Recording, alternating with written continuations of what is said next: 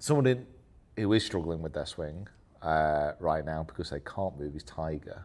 Yeah. Did you see it's about his... He's had a disc operation, hasn't he? Yeah, another one. Yeah, he has a full metal spine at this point. I think what this actually means is he's going to win the Masters next year. Yeah. Yeah. But I think with Tiger, is this it? Is this finally the end though?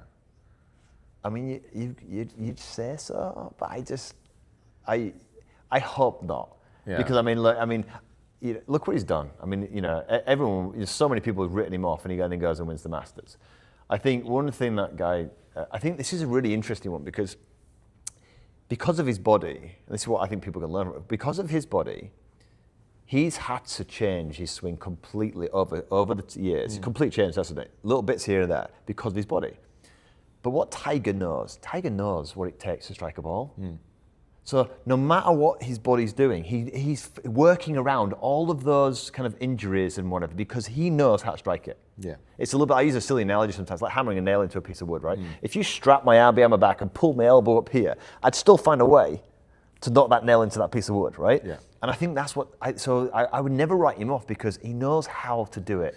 I don't think every pro knows. No. When they lose their swing, whatever that might be, they don't know how to get it back because I think he knows something about how to hit a golf ball that a lot of people don't. Yeah, it was one of the most impressive things a few years ago at the Open when he was when he turned up and when he played. He missed the cut, but he missed the cut because of the weather because it was so cold. Yeah, and watching him on the range was still one of the most impressive bits of ball striking I think I've ever seen from a pro because he was just hitting irons and.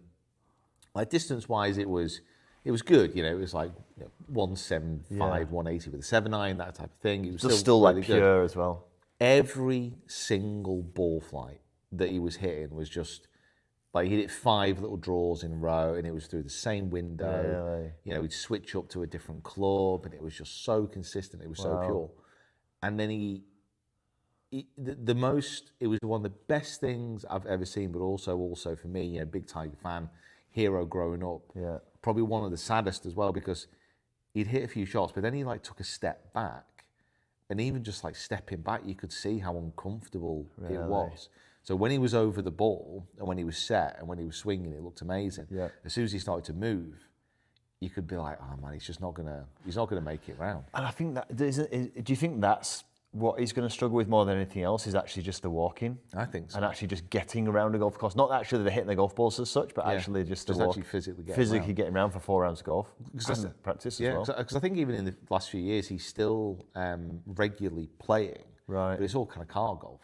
Yeah, of course. So if the PJ want to get together and say, we will make an exception for this guy. Yeah. Like he can take a car. Well, he doubles what did he do once? When he came back, did he double the revenue or something on the PGA Tour when he came back? Literally, as soon as he plays in an event, even now, having not played really in the last 2 years.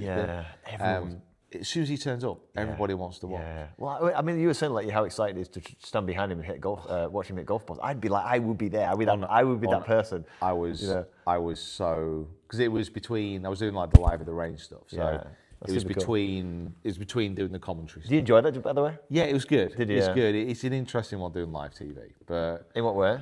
It's because. So when we're making content, for example, where we set all the cameras up and we can talk and we can go for a full day if we really want to get the maximum amount of content. When it's all live TV, you're waiting around for an hour, so you might be scheduled to be on for 3 hours. Okay. But within that 3 hours, you might actually be only working for 15 minutes. Oh wow! Because it's 5 minutes of really quick talk, and then it's away to somebody else. Right. And then it's back to you. So there's a lot of waiting around? So much waiting. And it was in one of those little gaps that I was just waiting around when Tiger came. And I was stood from me to the probably the fireplace a bit further away, maybe from here to the pool. I don't know. It was about 15 foot. Yeah. I was just stood there and I was watching somebody else who was kind of hitting. And then all of a sudden, this massive guy, security guard, comes in, just kind of stands over here. I'm like, oh, it's a bit weird.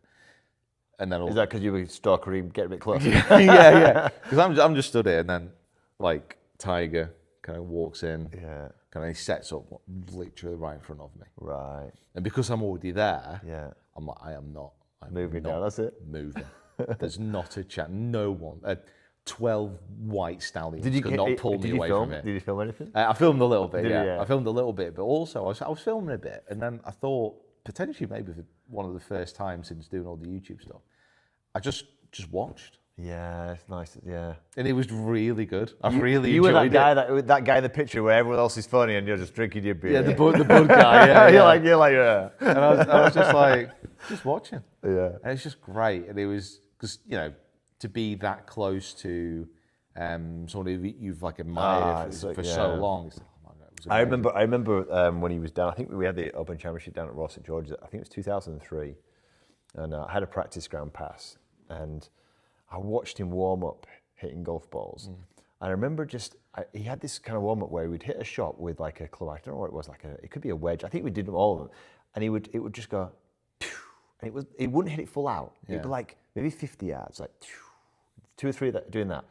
Then almost just, he was like ramping it up, 75. Yeah. And a few more, 95. And it was just like he was like a Rolls Royce, just kind of winding up. It was just the most beautiful thing to watch. And like I said, the level of control in his swing at that point, it was just incredible. Yeah. Absolutely incredible. There's a few people that you watch play and you watch hit and you're like genuinely impressed. Yeah. You're like, wow, he's definitely one of them.